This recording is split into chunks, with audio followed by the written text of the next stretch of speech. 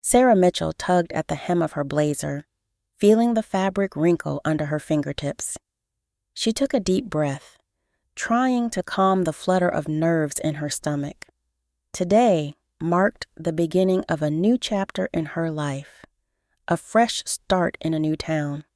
She stood outside the main entrance of Roosevelt High School, a sprawling brick building that loomed over her, its facade showing the wear and tear of countless years. The school bell rang, a shrill sound that echoed through the hallways, signaling the start of the day. Pushing open the heavy front doors, Sarah stepped into the bustling hallway. Students of various ages and sizes rushed past her, their conversations blending into a cacophony of voices. Posters for upcoming events, reminders of school rules, and motivational quotes adorned the walls, attempting to infuse the space with a sense of order and encouragement. She clutched her tote bag a little tighter, her eyes scanning the crowd for any sign of guidance. "Miss Mitchell, I presume." A voice called out, cutting through the noise. Sarah turned to see a tall, slightly disheveled man striding towards her. His graying hair and the lines etched into his face spoke of years spent in the education system. He extended a hand, and Sarah shook it, noting the firm grip. "Yes, that's me," she replied, offering a tentative smile. "Welcome to Roosevelt High. I'm Principal Johnson," he introduced himself. "I apologize for the chaos. Mornings here can be a bit overwhelming." Sarah nodded, taking in the sea of students jostling around them. "I can see that," she said, her voice tinged with nervous laughter. "Let's get you acquainted with the place," Principal Johnson said, gesturing for her to follow. As they walked through the labyrinthine corridors, he pointed out various landmarks: the cafeteria, the gym, the library. Each stop came with a brief anecdote or a cautionary tale about the challenges the school faced. He spoke of budget cuts, overworked teachers, and students who had given up on themselves long before they entered the classroom. "Here we are," he finally said, stopping outside a classroom door. "This will be your home for the next few weeks. Room 204, 9th grade English." Sarah peered inside the room. Desks were arranged in neat rows, and motivational posters adorned the walls. Yet, the atmosphere felt heavy, as if the room itself carried the weight of unspoken struggles and silent battles. "Your class can be a handful," Principal Johnson warned, his tone turning serious. "Many of these kids have difficult backgrounds. They're not easy to reach." "I understand," Sarah replied, though she felt a knot of anxiety tightening in her chest. "Good luck, Miss Mitchell," he said with a weary smile before walking away, leaving her alone at the threshold of her new beginning. With a final deep breath, Sarah entered the classroom. The students were already seated, their eyes fixed on her with varying degrees of curiosity and indifference. She introduced herself, her voice steady, despite the nervous energy coursing through her. "Good morning, everyone. I'm Miss Mitchell, and I'll be your English teacher for the next few weeks." A few students muttered a half-hearted greeting, while others remained silent, their expressions unreadable. Determined to make a good impression, Sarah launched into the lesson she had meticulously prepared. She spoke passionately about literature, hoping to ignite a spark of interest in their eyes. But as the minutes ticked by, it became clear that her enthusiasm was not contagious. A student in the back row, a boy with a baseball cap pulled low over his eyes, began tapping his pen rhythmically on the desk. Another student, a girl with brightly dyed hair, whispered to her friend, barely concealing her boredom. Sarah's attempts to engage them were met with blank stares and occasional eye rolls. The bell rang, signaling the end of her first class. As the students filed out, Sarah slumped into her chair, feeling the weight of defeat. Her initial excitement had been replaced by a gnawing doubt. Was she really cut out for this? The rest of the day passed in a similar fashion. Each class brought new challenges and more disengaged students. By the time the final bell rang, Sarah felt drained, her confidence shaken. She lingered in the empty classroom, the silence a stark contrast to the earlier chaos. The reality of her situation settled over her like a heavy blanket. This was not going to be easy, but as she gathered her belongings, a flicker of determination ignited within her. She had come here for a reason, and she was not going to give up on these students or herself without a fight. Sarah Mitchell sat at her desk early the next morning, reviewing her lesson plans and hoping today would be better. As the students trickled in, she made a mental note of their faces, trying to remember names and make connections. Her eyes were drawn to Emily Carter, a girl sitting near the window, her head buried in a book. Emily had a quiet intensity about her, a sharp contrast to the chaos that seemed to envelop the classroom. As the lesson began, Sarah noticed Emily's sporadic participation. She was clearly intelligent, but there was a hesitance, as if she was holding back. During a discussion about To Kill a Mockingbird, Emily's hand shot up. Why did Harper Lee make Atticus so perfect? Isn't it unrealistic to have someone who's always morally right? Emily asked, her voice strong but cautious. Sarah smiled, pleased by the insightful question. That's a great point, Emily. Perhaps Lee wanted to create an ideal for us to aspire to, or maybe she was highlighting how even the best people face immense challenges. What do you all think? The class buzzed with murmurs, but it was clear most were more interested in their phones than in discussing literature. However, Emily's eyes sparkled with interest, a small victory for Sarah. During lunch, Sarah found herself in the teacher's lounge, seeking solace and maybe a bit of advice. She spotted James Thompson, the veteran history teacher, sitting with a stack of papers. "Mind if I join you?" Sarah asked. James looked up, a mixture of curiosity and reluctance in his eyes. "Sure, have a seat," he said, gesturing to the chair opposite him. "How do you do it?" Sarah blurted out after a moment. "Connect with them, I mean.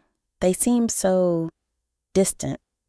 James sighed, leaning back in his chair. "It's not easy. These kids have been through a lot. Some days it feels like you're making a difference, and other days, not so much. You have to find small victories and build on them." Sarah nodded, appreciating his honesty. "Any advice for a newbie like me?" "Patience," James replied with a small smile, "and persistence. They'll test you, but don't give up on them. They'll notice if you do." Feeling a bit more grounded, Sarah returned to her classroom. The next period, she was visited by Lisa Brown, the school counselor. Lisa's warm smile and kind eyes radiated a sense of understanding. "I wanted to check in and see how you're settling," Lisa said, leaning against the doorframe. "It's been a challenge," Sarah admitted. "I'm struggling to reach them." Lisa nodded. "I understand. These kids have built up walls to protect themselves. Emily, for instance, has a particularly tough home life. Her mother works 2 jobs, and her father's not in the picture.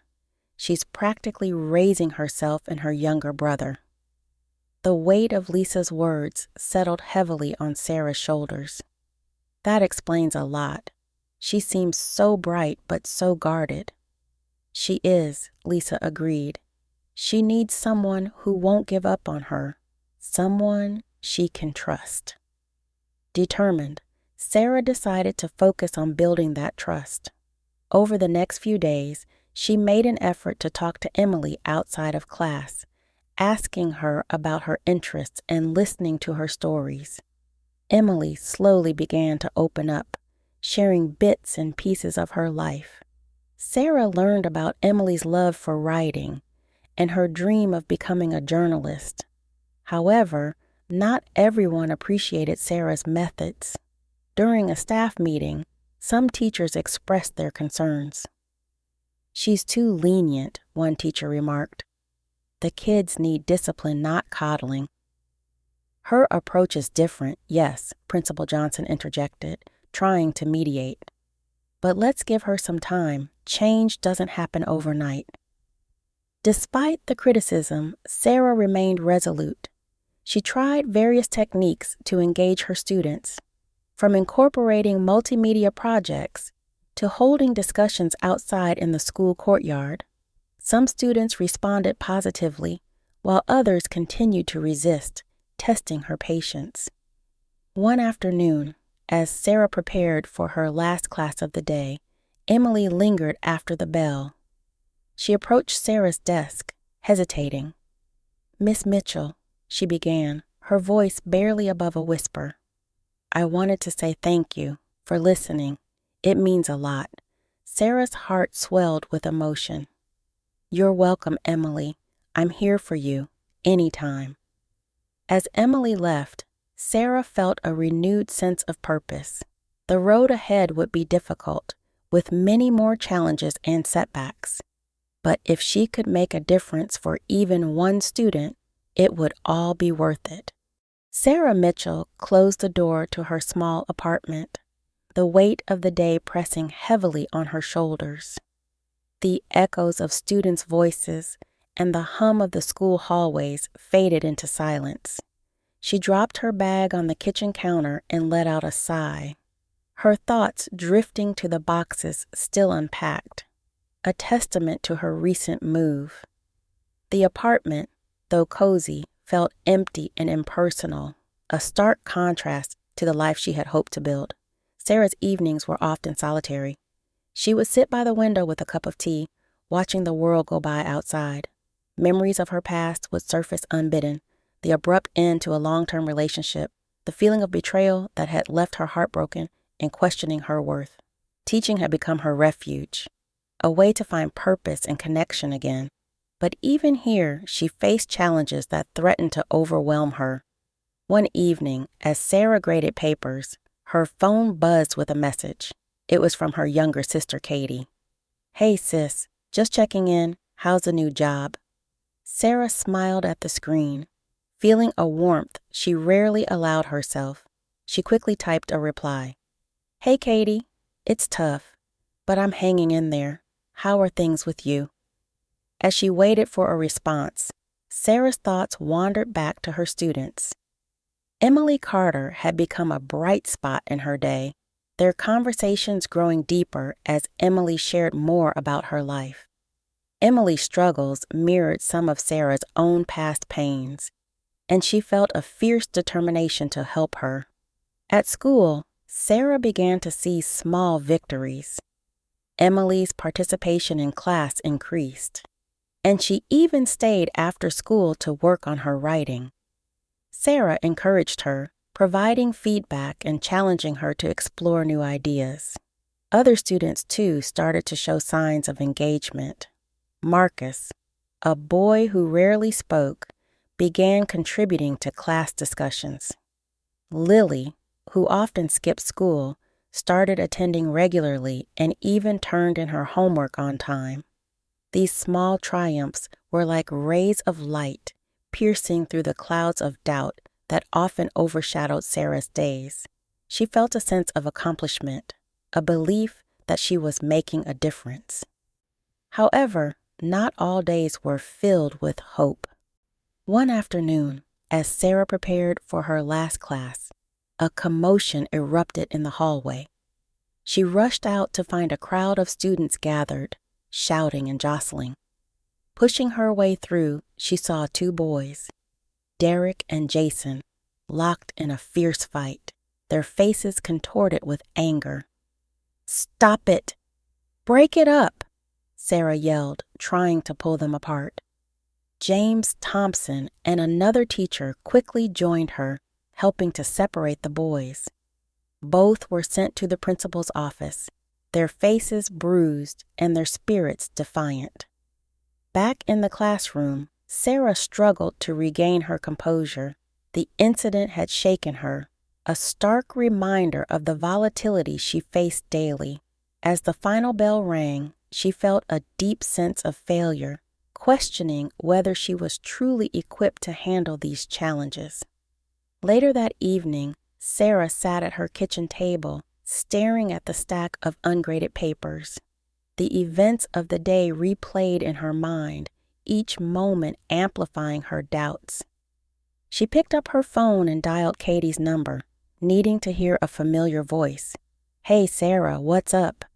Katie's cheerful tone was a balm to her frayed nerves. "Rough day," Sarah admitted, her voice trembling. "I had to break up a fight between two students. It was intense." Katie listened patiently as Sarah poured out her worries. "You're doing the best you can," Katie said gently.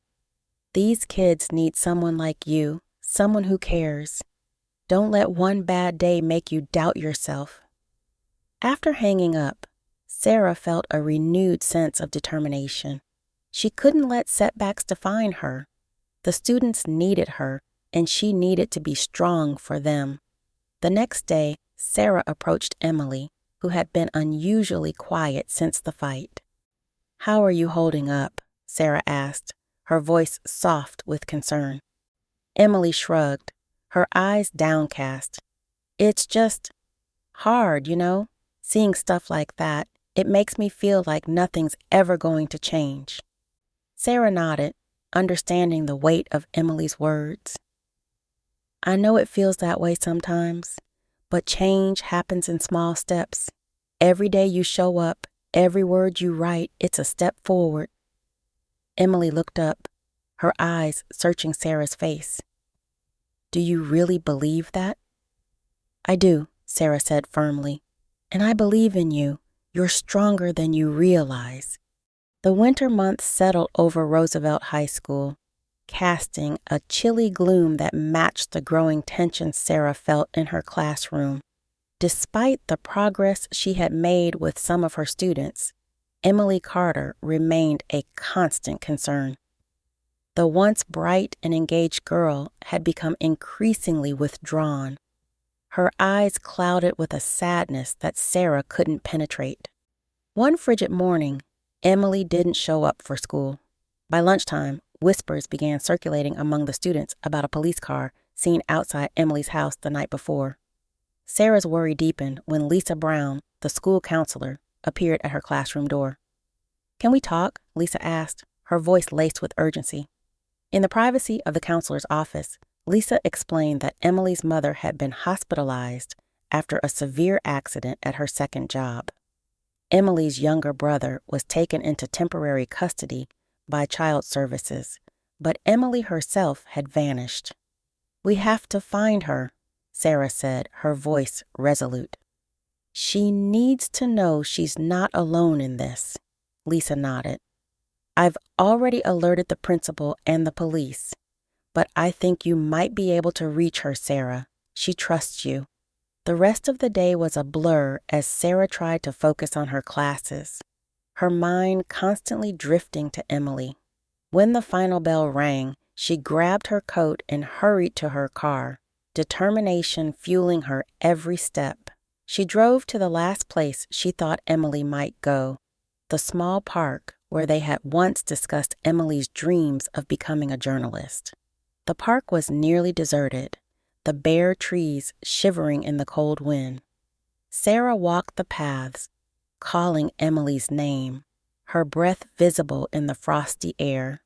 She was about to give up when she spotted a familiar figure huddled on a bench, wrapped in a thin jacket. "Emily," Sarah called out, rushing over. Emily looked up, her face streaked with tears, eyes wide with fear and exhaustion. "Miss Mitchell." Emily's voice broke as Sarah enveloped her in a protective hug. "Thank God I found you," Sarah whispered. "We've all been so worried. You don't have to go through this alone." Emily clung to Sarah, her body shaking with sobs. "I didn't know where else to go," she admitted. "Everything's falling apart." "It's going to be okay," Sarah said, trying to infuse her words with as much reassurance as she could muster. "We'll figure this out together," Sarah called Lisa and James Thompson, explaining the situation. They agreed to meet at the school, where they could plan the next steps in a safe environment. As Sarah and Emily walked back to the car, she kept an arm around Emily's shoulders, offering silent support. At the school, Principal Johnson and Lisa were waiting in the counselor's office. James arrived shortly after, his face etched with concern. "Emily, we're here for you," Lisa said gently. "We're going to make sure you're safe and that your family gets the help they need." Emily nodded, her eyes red but showing a glimmer of hope. "Thank you," she whispered, her voice barely audible. The next few hours were spent coordinating with social services and the hospital. Emily's mother was stable, but her recovery would be long.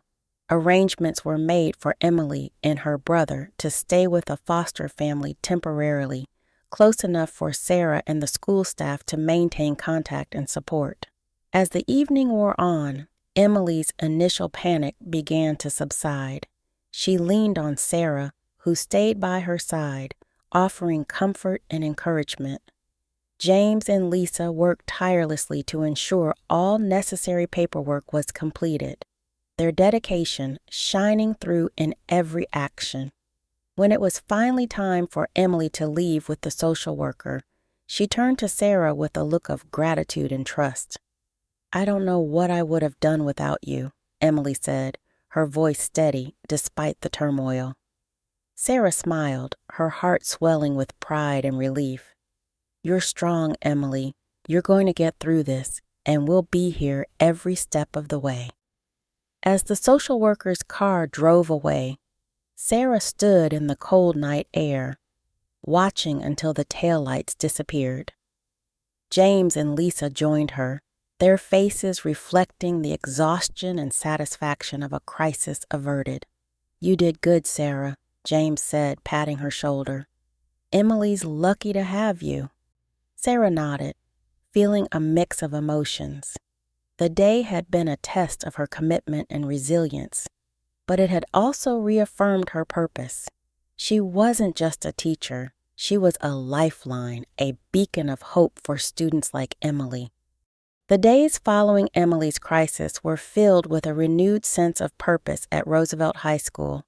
Principal Johnson called an emergency staff meeting to discuss the school's approach to student welfare. The recent events had shed light on the urgent need for a more supportive and responsive environment for the students. Sarah's actions last week reminded us of the importance of being vigilant and compassionate, Principal Johnson began, his voice filled with conviction. "We need to create a system where students feel safe and supported, both in and out of the classroom." The staff discussed various strategies, from increasing counseling services to implementing regular check-ins with at-risk students. Sarah, now a respected voice among her peers, shared her insights and experiences, emphasizing the importance of building trust and connections with the students. "It's about more than just academics," Sarah said, her voice steady. "It's about letting them know we care, that we're here for them no matter what. We need to be their advocates, their mentors."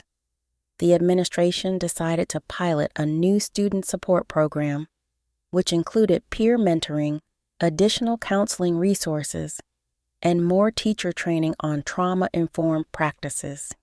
The changes were met with enthusiasm and hope, a collective effort to ensure no student slipped through the cracks. As the school implemented these new measures, Sarah found herself reflecting on her journey at Roosevelt High. She had arrived with a mix of hope and uncertainty, but now she felt a deep sense of belonging and purpose. Her connection with Emily and the other students had not only helped them, but had also catalyzed her own personal growth. In quiet moments, Sarah would sit in her classroom, watching her students with a newfound appreciation. She saw their struggles, their resilience, and their potential. Each day was an opportunity to make a difference, to offer a word of encouragement, a listening ear, or a guiding hand. Emily's transformation was particularly heartwarming. With the support she received, Emily began to thrive academically and emotionally. She often stayed after school to work on her writing, sharing her stories with Sarah, who was always eager to read them. One afternoon, Emily approached Sarah with a smile. "Miss Mitchell, I've been accepted into the summer journalism program at the local college." Sarah's heart swelled with pride. "Emily, that's incredible. You've worked so hard for this." Emily's eyes sparkled with gratitude. "I couldn't have done it without you. You believed in me when I didn't believe in myself." As the school year drew to a close, Sarah was approached by Principal Johnson. "Sarah, I know you came here as a temporary substitute, but we'd like to offer you a permanent position," he said, his tone earnest.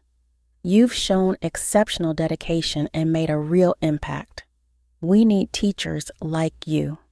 Sarah felt a rush of emotions. The offer was validation of her hard work and commitment, a sign that she had found her place. "I'd be honored," she replied, her voice filled with emotion. "Thank you." On the last day of school, Sarah stood in front of her class, looking at the faces that had become so familiar. She felt a deep sense of fulfillment, knowing she had made a difference. She addressed her students, her heart full. "I want you all to remember something," she began. "No matter what challenges you face, you have the strength to overcome them. You have the power to shape your future, and you are never alone. We are here for you always." The students clapped, their faces reflecting the bond they had formed with their teacher. As they left the classroom, many of them stopped to thank Sarah, their words of gratitude echoing in her heart. That evening, as Sarah packed up her classroom, she felt a profound sense of peace.